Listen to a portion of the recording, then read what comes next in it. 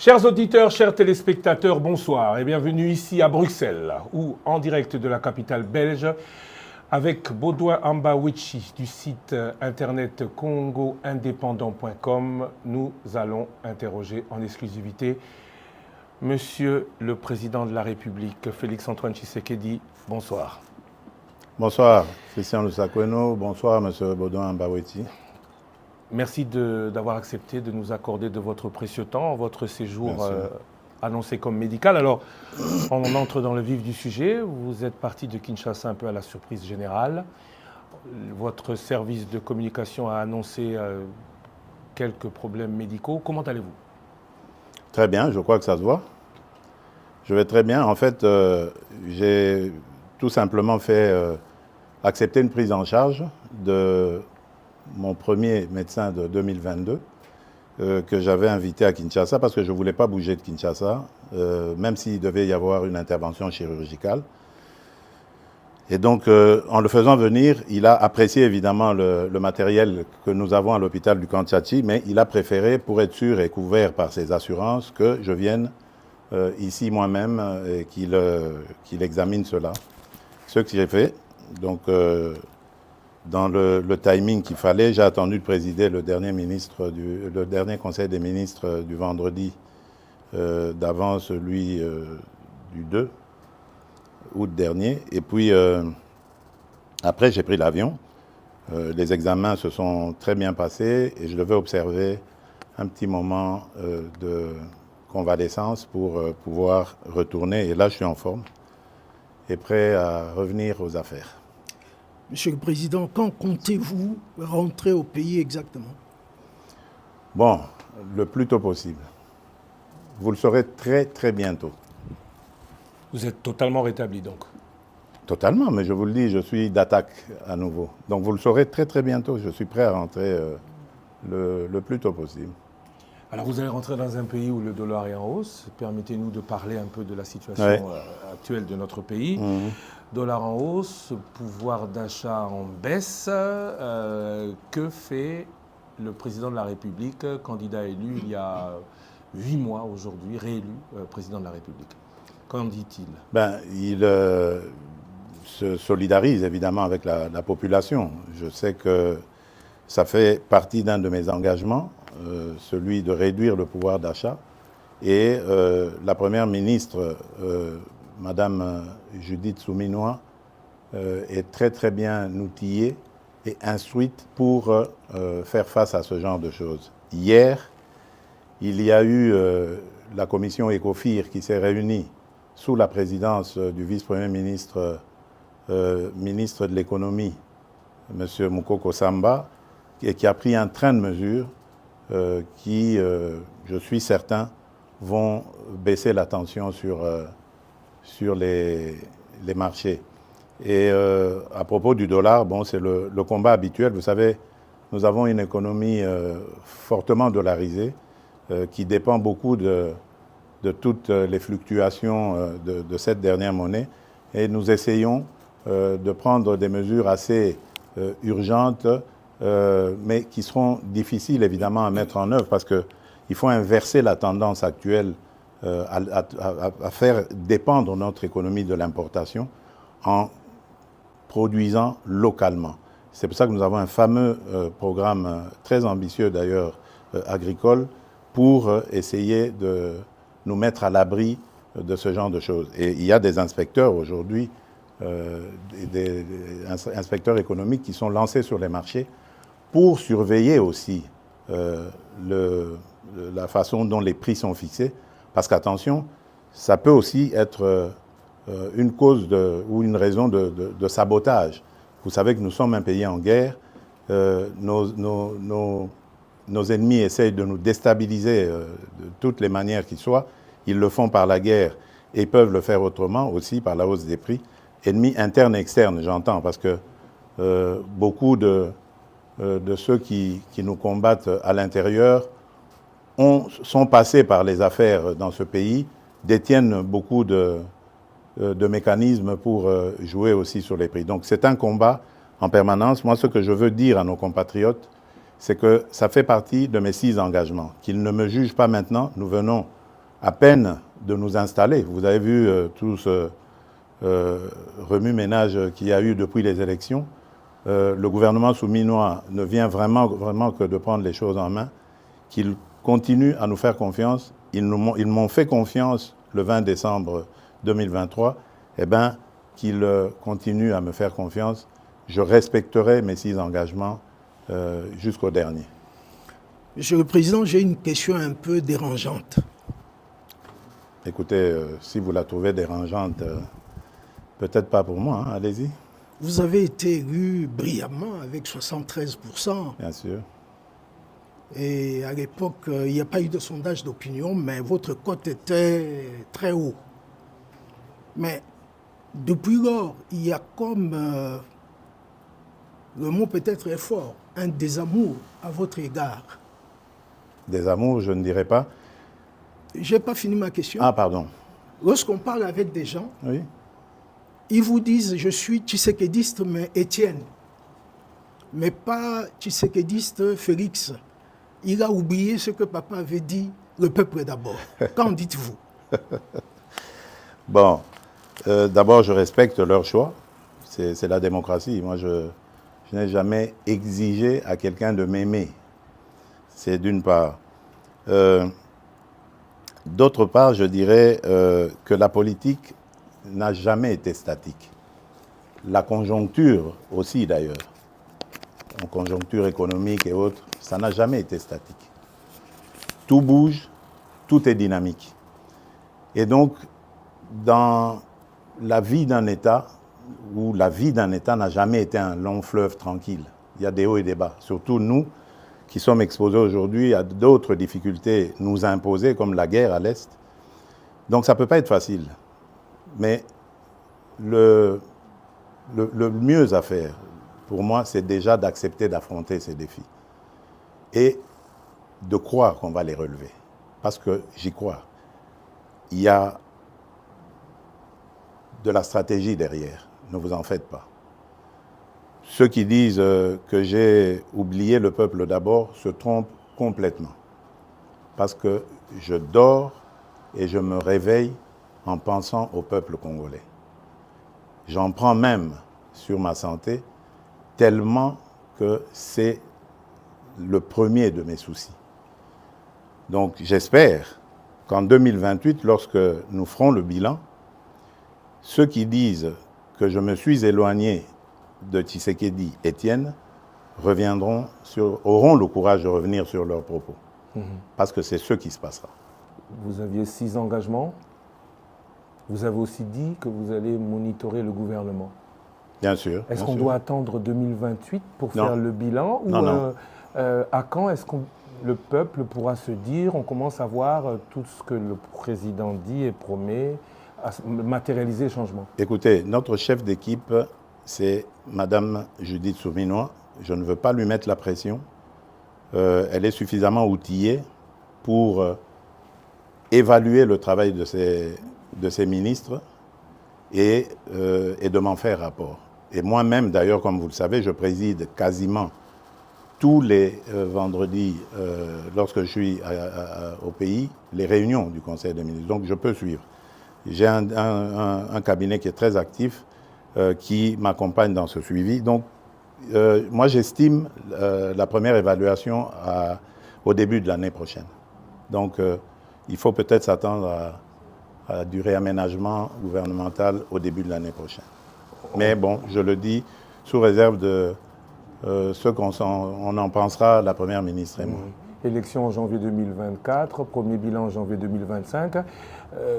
Que dire de la léthargie institutionnelle? Tout prend, beaucoup le regrettent, beaucoup trop de temps. Oui, et vous avez, en parlant de ce temps qui coule, qui passe sans que changement n'arrive, vous avez vous-même, ici à Bruxelles, évoqué lors de votre précédent passage, des révisions constitutionnelles ou des modifications de la Constitution à faire.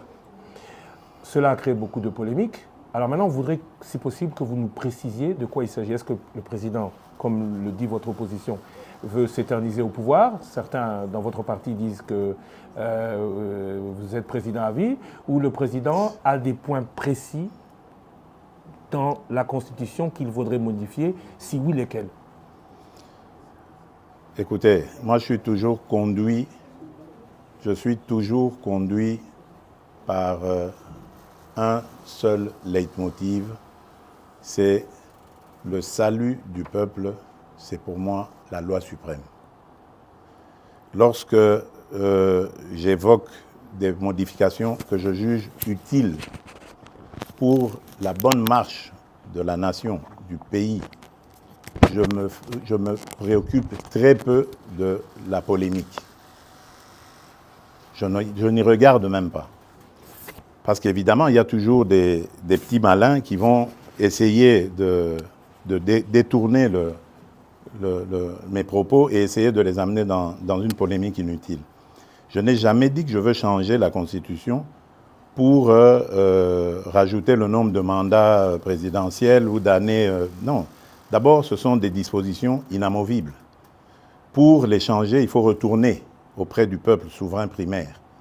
Mais par contre, les autres dispositions, telles que celle-là, qui nous posent beaucoup de problèmes. Regardez, vous l'avez dit, j'ai prêté serment le 20 janvier devant la nation. Et immédiatement après, la publication des résultats des législatives a commencé et les périodes de contentieux. Ça nous a pris presque 2 mois. Publication, contentieux, etc., retour, annulation et tout le bazar.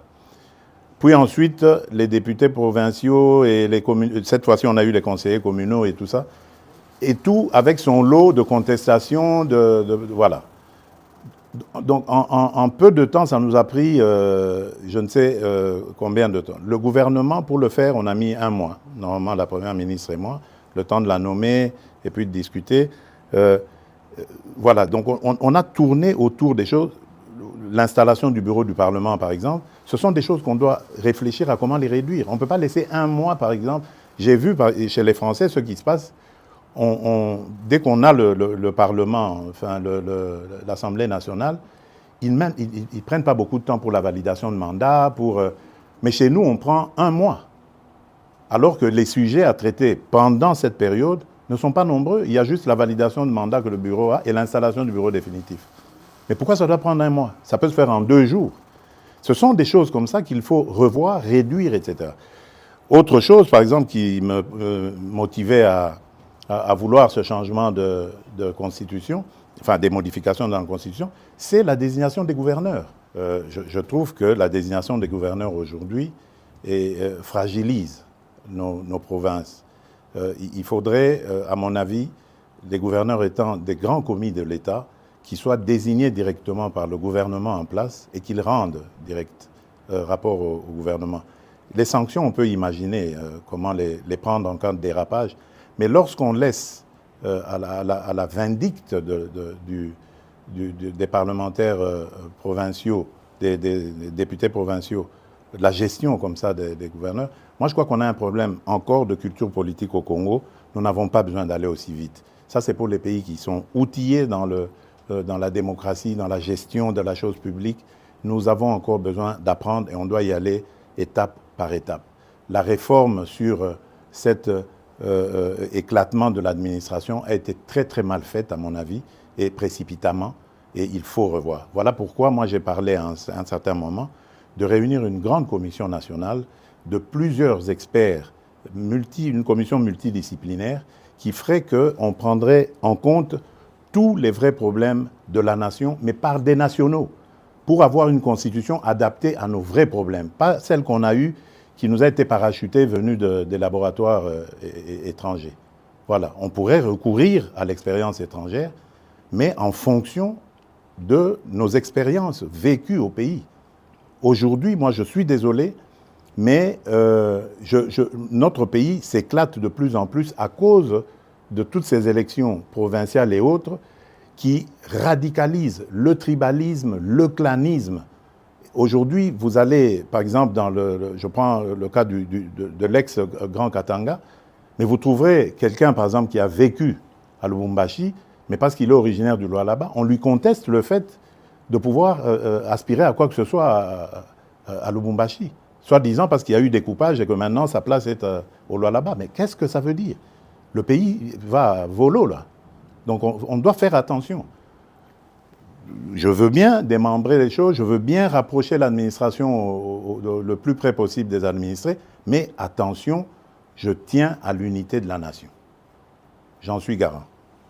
Monsieur le Président, nous abordons maintenant la situation à l'est du pays. Oui. Aujourd'hui, c'est quasi certain que le Rwanda a relancé le M23 après le réchauffement des relations entre la RDC et l'Ouganda. Très bien. C'est acquis maintenant. Il y a eu la réunion à Rwanda, pour ne pas rentrer dans tous les détails. Il y a eu début de dialogue. Mais il y a des voix qui commencent à dire qu'il faut un peu de bon sens pour qu'on commence à négocier. Avec qui? C'est la grande question. Et mon autre question, c'est que négocier avec qui? Mais quoi? Négocier quoi? Voilà. Très bien. Écoutez-moi bien. Jamais, au grand jamais, tant que je serai président de la République démocratique du Congo, je n'aurai en face de moi la délégation du M23 ou de l'AFC, là où je ne sais pas, pour négocier. Jamais. Ce que j'ai dit, c'est que je veux parler avec le Rwanda. Pas négocier, vous avez raison. Parler avec le Rwanda. Pour demander à M. Kagame, criminel de son État, qu'est-ce qu'il a à voir contre mon peuple?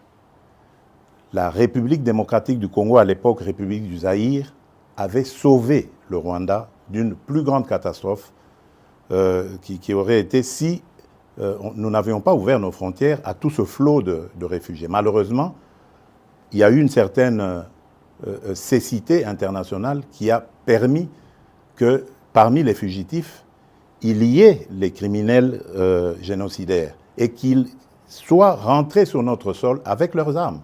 On ne les a pas désarmés. Aujourd'hui, l'enfer est parti du Rwanda et est arrivé chez nous. Et on nous abandonne à notre propre sort.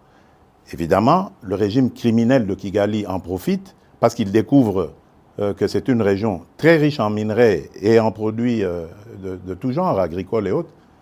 Et il veut en faire maintenant son espace. Et ça, nous ne disons jamais, il n'y a rien à négocier. C'est chez nous. Ce qu'ils n'ont à faire, c'est une seule chose, de plier bagage. Et si je veux parler avec le Rwanda, c'est pour ça, pour dire, bon, c'est quoi votre problème? Pour nous laisser tranquilles. Pas pour vous donner quelque chose, mais pour nous laisser tranquilles. Si vous pensez qu'il y a encore quelque chose chez nous, on va la régler et on vous règle ça et puis c'est terminé. Ils ont donc parlé des FDLR. Nous sommes aujourd'hui à Luanda pour parler de ces histoires-là. Cesser le feu et comment régler le problème de FDLR. C'est tout. Donc, ce n'est pas des négociations pour, après, arriver à des... comment ils appelaient ça? La mixage, instaurer brassage, mixage. Niet. Ça, il n'y aura plus. Ils peuvent arrêter de rêver. Et d'ailleurs, c'est parce qu'ils le savent que vous avez vu qu'ils ravivent encore ce M23, coquille vide, dans un territoire d'ailleurs qui est sous leur contrôle. Donc vous voyez que c'est de la propagande en fait. Ils veulent faire croire que, d'abord ils font cette comédie, ils font dire au M23 qu'ils ne se sentent pas concernés par Luanda, alors que tout le monde sait que c'est Kigali qui les pilote. Ensuite, ils les ravivent un peu pour dire, vous voyez, nous sommes capables de reprendre les armes. OK.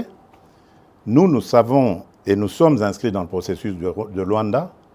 Et d'ailleurs, demain, des pourparlers vont commencer pour justement se pencher sur le plan de cessez-le-feu et de retrait et le plan d'anéantissement des FDLR. Et nous disons, si à côté de ça, le grabuge continue, nous continuerons à tenir pour responsable Kigali. Et pour nous, le provocateur numéro 1, ce sera lui, et les conséquences, ce sera à lui de les assumer. C'est ça le problème. Et si ça continue, beaucoup pensent que cette guerre n'est pas qu'une guerre des richesses, mais surtout une guerre de conquête du territoire. On a beaucoup parlé de balkanisation. C'est une guerre de richesse. Mais est-ce que c'est une guerre de conquête des territoires, justement, des territoires riches. Vous pensez que s'il n'y avait pas tous ces minerais rares et tant prisés dans le monde, dans ce sous-sol de chez nous, là-bas, dans le Massissi, Rutshuru et tout ça, ils seraient venus. Ils nous laisseraient tranquilles. C'est des sols riches et des sous-sols riches. C'est ça qui attire. Et maintenant, pour que ce soit définitivement mis en coupe réglée, sous coupe réglée, eh ben, ils veulent le couper de la RDC. La balkanisation est donc encore possible dans leur tête, pas chez nous. Jamais, elle n'est pas possible. Mais parler avec le Rwanda, c'est lui donner un minimum de bonne foi. Est-ce que vous pensez qu'il peut avoir de bonne foi? J'y crois pas. Je n'y crois pas. J'ai testé leur bonne foi, je n'y crois plus du tout. Maintenant, c'est la pression. Je remercie les États-Unis d'Amérique parce que c'est eux qui nous apportent beaucoup de choses. D'ailleurs, vous avez vu, au départ, il y a eu une trêve. Maintenant, il y a un cessez-le-feu. Je vous dis, ce n'est pas le Congo qui l'a demandé. Malgré la chute de Kanyabayonga, le Rwindi avant, ce n'est pas la RDC qui l'a demandé. C'est le Rwanda. Mais il savait qu'il ne pouvait pas nous le demander direct et le faire accepter. Il est passé par les Américains que nous écoutons. Je remercie surtout le président João Lourenço pour son implication, surtout la dernière ici, parce que j'ai de Bruxelles participé en pilotant aussi notre délégation qui était là, qui s'est brillamment comportée. Et je remercie évidemment l'ancien président Uhuru Kenyatta, qui est d'ailleurs le déclencheur de tout ça. Malheureusement, son successeur a très très mal géré la question par la suite en prenant fait et cause pour Kagame. Peu importe, de toutes les façons, il n'était pas partie prenante de ce processus. Lui, il l'a trouvé en arrivant, en étant élu. Peu importe, mais le processus de Luanda est là et il fonctionne très bien grâce à la maestria du président João Lourenço.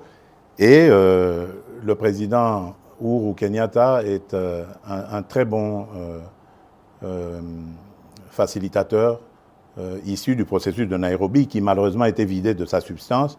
Mais le président, sa crédibilité du président Uhuru reste, elle demeure.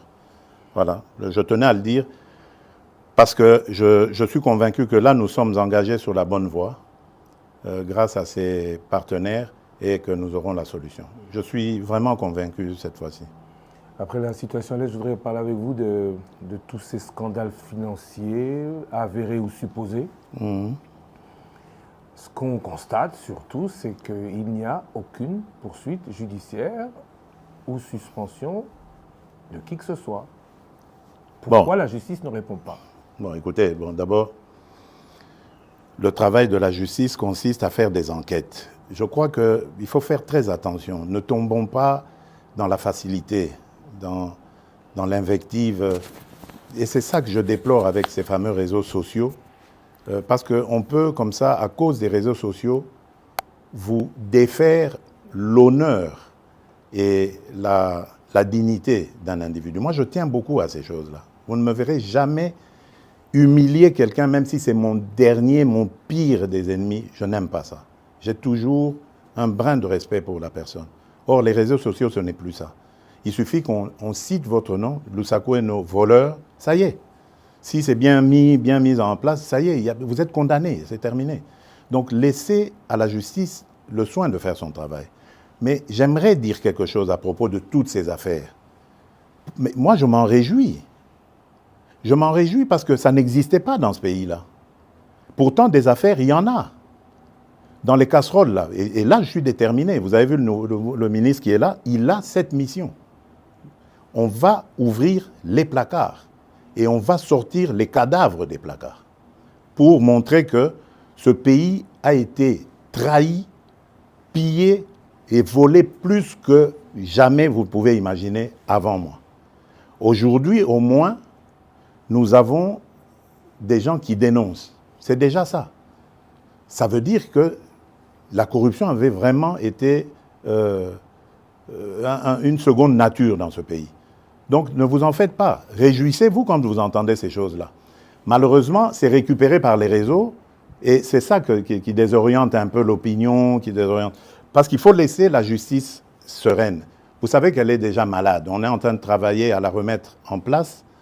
Donc il faut lui laisser le temps de faire son travail. On va leur donner encore plus de moyens de travail pour que la justice soit dite. Parce que, attention, on a affaire à parfois des chefs de famille, on a affaire à des gens qui tiennent à leur dignité. On ne peut pas la jeter en pâture comme ça en disant, voilà, ça y est, il est voleur. Non, prenez votre patience. Jamais justice n'a été expéditive. Regardez, dans nos pays à tradition démocratique ici, il y a des procès qui durent 10 ans, 15 ans de corruption. Mais pourquoi est-ce que vous voulez que, parce qu'un nom a été cité, le lendemain, il doit être condamné? Mais non. Il faut lui donner les moyens de sa défense et voir comment ça va se passer. Monsieur le Président, vous avez cité le ministre de la Justice sans le citer. Justement, je voudrais poser une question à son sujet. Ouais. Sa nomination en tant qu'opposant a surpris agréablement beaucoup de gens. Très bien. Est-ce qu'on peut interpréter ça comme une ouverture aux forces de l'opposition? Bien sûr. Est-ce que c'est un jargon que vous passez? Bien sûr. Pour dire que vous voulez rassembler... Bien sûr, c'est une ouverture, bien sûr. Dernièrement, j'ai reçu, pour l'anecdote, les évêques de la Cinco, le jour où ils ont élu leur nouveau président, leur nouveau bureau. Et dans nos discussions, je ne vais pas les dévoiler ici, mais il y a eu une demande allant dans ce sens. Mais ma réponse était claire. J'ai dit, mais Seigneur, je suis à votre disposition. Je ne demande que ça. Mais dites-moi, comment vais-je m'y prendre? J'ai pris l'exemple que de trois opposants. J'ai commencé par Martin Fayoulou. Je dis, mais il n'a jamais reconnu les résultats des dernières élections. Comment est-ce qu'il acceptera ma main tendue? Moïse Katumbi était prêt à faire la même chose. Il avait même fait la même chose, mais grâce, évidemment, à la pression des siens, il a accepté qu'il rentre dans les institutions, mais lui reste borderline. Joseph Kabila, n'en parlons pas. Lui, il a carrément boycotté les élections et prépare une insurrection, parce que l'AFC, c'est lui. Donc, dites-moi, je fais quoi? Je n'avais pas eu de réponse. Mais j'ai parlé d'autres qui sont plus conviviaux, plus participatifs. Et je rends ici, par exemple, hommage à quelqu'un comme Adolphe Muzito et même un petit peu le docteur Mukwege aussi, qui malgré leur position d'opposants, qui font parfois de commentaires objectifs. Quand quelque chose va, ils applaudissent, ils sont contents. Le docteur Mukwege avait reçu une délégation du FONAREV encourageant, promettant de s'impliquer dans le combat du FONAREV, qui n'a rien à voir avec la politique. Ce sont nos victimes que nous voulons aider. Ce sont ces monstruosités que nous ne voulons plus revoir dans notre pays. Voilà un patriote qui se dit, au-delà de mes penchants politiques, j'y vais. J'aurais aimé que tout cela vienne se dire, on nous attaque par le Rwanda injustement, liguons-nous autour du président et combattons. Mais non, malgré ça, il y en a qui collaborent, l'AFC collabore avec le Rwanda contre la République démocratique du Congo. Moussa Muzito, hommage à lui, lorsque nous avons terminé la 6e revue avec le FMI, premier fait dans l'histoire de la République démocratique du Congo. Jamais les revues avec le FMI n'avaient été jusqu'à leur terme dans notre pays. C'est la première fois que ce gouvernement arrive et c'était sous la direction du ministre des Finances, Nicolas Kazadi, que l'on jette en pâture aujourd'hui. Mais Adolphe Muzito m'a envoyé un message de félicitations. Et lui, il est très bien outillé pour savoir ce que ça signifie. Vous voyez, mais il n'est pas au gouvernement, il n'a pas de privilèges, il reste objectif. Ça, c'est des vrais hommes d'État. C'est ça que nous devons voir dans notre pays.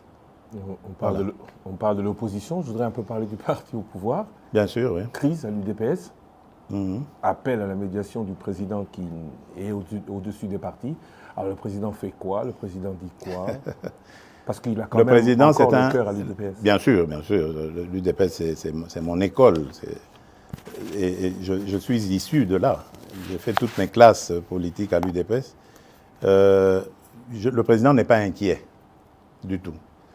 Je me réfère d'ailleurs à un terme qu'aimait beaucoup utiliser mon mentor, notre leader historique, Étienne Tshisekedi, qui appelait ça vitalité démocratique. Donc, de ce choc des mots jaillira la lumière. La seule chose que je déplore, c'est ce que j'ai dit tout à l'heure, c'est l'usage des réseaux sociaux. À l'époque, quand nous nous battions comme ça, on le faisait dans des salles entre quatre yeux ou sur le net, mais entre nous, sur nos sites, comment on appelait ça encore, là, les sites de discussion qu'on avait à l'époque, quand on n'avait pas encore ces réseaux sociaux.